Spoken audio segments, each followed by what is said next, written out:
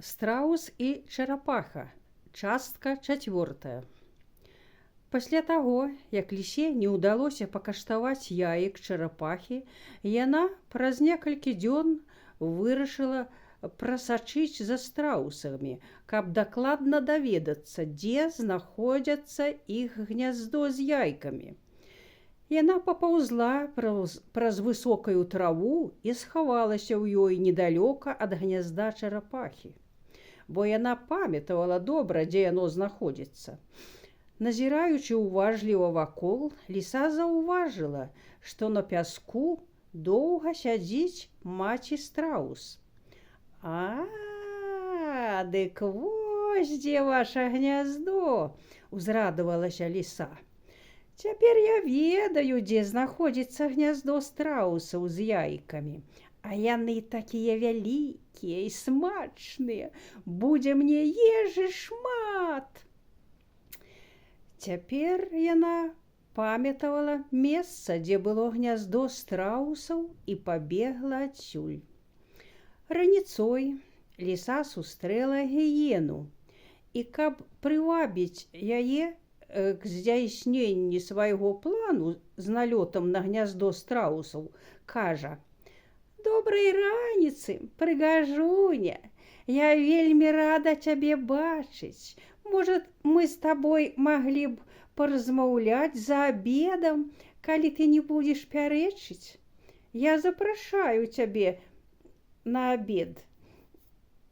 Акажы мне такі гонар». Гіена спынілася. Яна заўсёды была не супраць чаго-небудзь з'есці. «Вядома, я з радасцю прымаю тваю прапанову. А што будзе за абед і што ў меню?» «У мяне ёсць выдатная ідэя. Пойдзем разам, і я ўсё раскажу табе па дарозе», — сказала ліса. Яны пайшлі па пясчанай дарозе, дзе месцамі расла высокая трава, невялічкія кусцікі. Ліса пачала расказваць гіене пра свой план. «Я ведаю, дзе схавалі страусы сваё гняздо з яйкамі. Мабыць, там шмат вялікіх яек. Удзень, калі сонца грэе яйкі сваім цяплом, то страусы некалі пакідаюць ненадоўга гняздо, каб схадзіць напіцца вады ці з'есці што-небудзь. Мы будзем пільнаваць, калі яны пойдуць, адкапаем пясок над іх гняздом і выдатна паабедаем смачнымі яйкамі. Мы наядзімся ў волю. Вось якое меню абеда я прапаную», — скончыла свой расказ ліса. «Выдатная ідэя, з радасцю згадзілася гіена. У поўдзень было спякотна.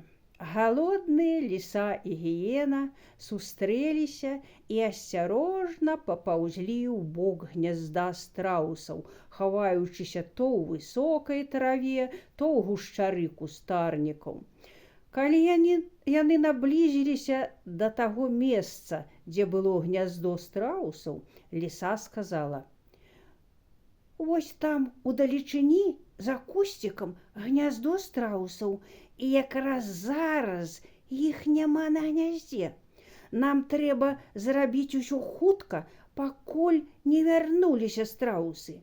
Бяжы за мной, раскапаем пясок над гняздом, хуценька з'ядзім яйкі і ўцячэм.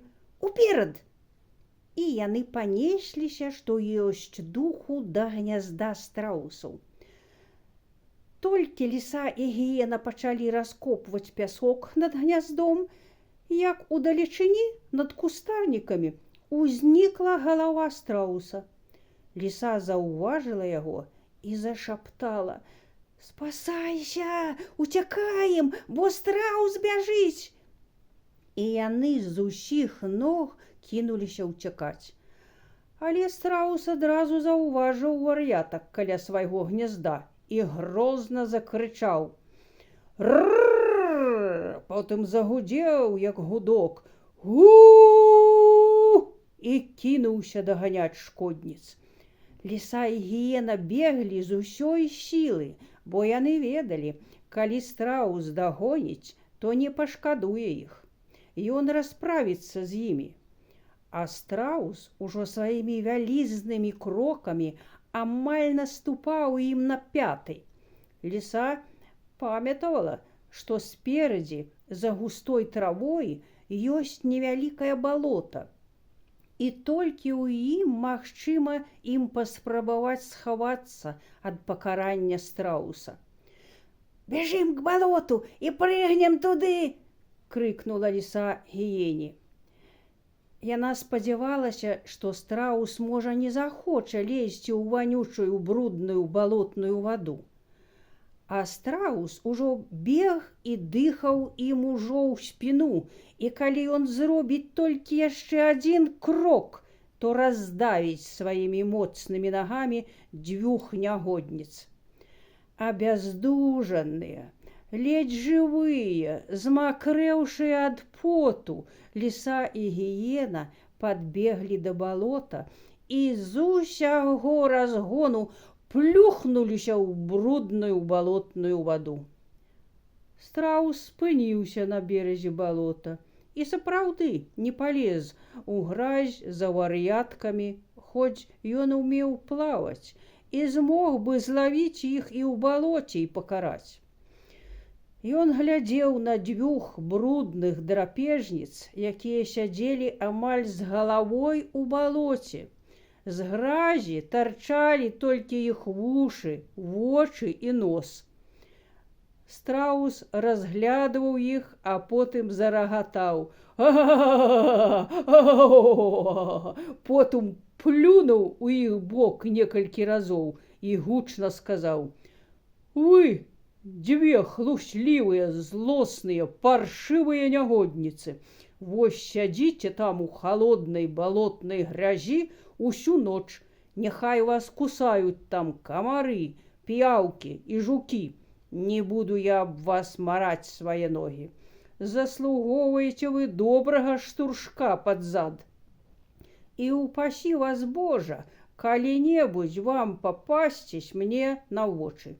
Тады ўжо я абавязкова даганю вас і павыхоўваю як трэба.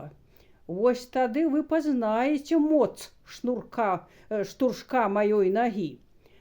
А цяпер сядзіце тут усю ноч да раніцы, а я буду назіраць, каб вы не вылезлі з балота. А калі паспрабуеце вылезці, я прыбягу, і тады ўжо не пашкадую вас. Сцеражыцеся, нягодніцы!» І страус пайшоў. З той пары ліса і гіена вельмі старанна пазбягаюць сустрэчы з страусамі. А што было далей, даведаемся ў наступнай серыі. Да пабачэння, сябры!